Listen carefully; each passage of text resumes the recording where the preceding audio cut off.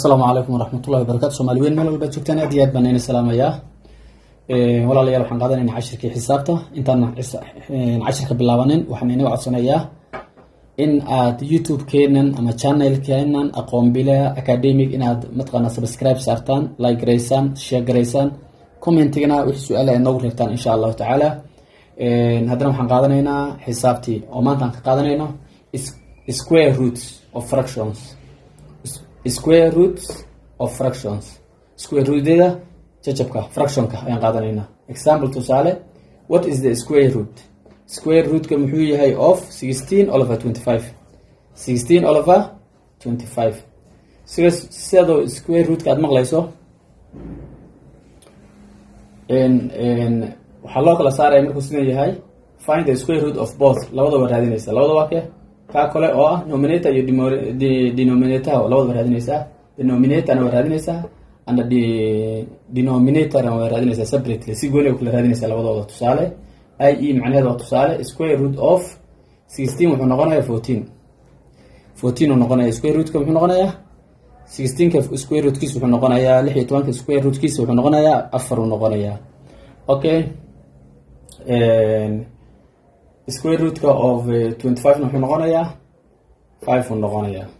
25 square root keeda wuxuu noqonayaa 5 times waxay noqonaysaa square root 25 markii laga qaybiyo asna wuxuu noqonayaa square root keeda wuxuu noqonayaa 5 uu noqonayaa. Sidaa darteed square root of 16/25 markii la raadiyo waxay noqonaysaa 4/5 sanay noqonaysaa. 4/5. waxaan filayaa inaad si fiican u fahmaysaan. Square root ku waxa waaye markii la qaybiyo sidaan hadda arkaysaan what is the square root of 16/5. 16 had markii la kala qaybiyo kale 16 oo kale la sii kala jabiyo maxay noqonaysaa square root keeda laga sii saaro maxay noqonaysaa kula tahay ya 4 ay noqotay sababta 4 times 4 maxay noqonaysaa 4 times 4 maxay noqonaysaa dinka leena kara 4 times 4 is 16 soman. Okay, that's why markii la sii kala jabiyo way oo square root waxa tan markii la kala jabiyo oo inta loo kala reebo square root marka ka bixiso 4 ay noqonaysaa.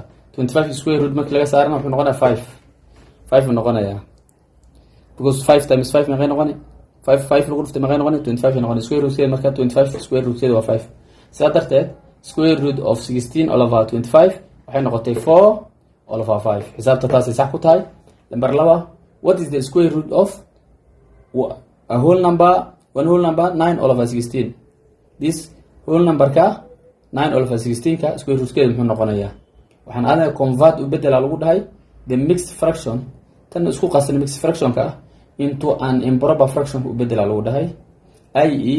tusaale waxay meeshan soo qaateen macnaheedu waxay la tahay a whole number plus 9/16. sidaa darteed 16 waxa ku dhufanaysaa halka whole number ka ku dhufanaysaa 16 markaad ku dhufato 1 maxay noqon waa 16 waxaad ku dartaa 9 maxay noqon 25 25 ay noqon kan hoos cadow la soo degaysa marka waxay noqotay 25/16. then hadda waxa lagu define raadi the square root waxay raadisaa of the numerator raadinaysa iyo denominator labadaba waa isku mid waa kan kor ee kan hoose ayaad raadinaysaa separate la raadinaysaa adoo isku daray mid walba gooni ay raadinaysaa square root kiisa. Square root of 25 waxay noqotay 5 faraan aragnay. Okay, square root of 16 waxay noqotay 4. sidaa darteed i.e. tusaale square root of 25/16 waxay noqotay 5/4. 5/4 ay noqotay. taasna xisaabteeda halkaasi ay ku dhamaatay. intaasuna maanta noogu ekaanayaa insha Allah taala. wixii su'aal ah aad qabtaan commentiga noogu soo reeba. ballanteenu waa aqoon bile. waad subscribe saartaan insha Allah ilaa gareysaan. aad u mahadsantahay. Assalaamu calaykum warahmatullahi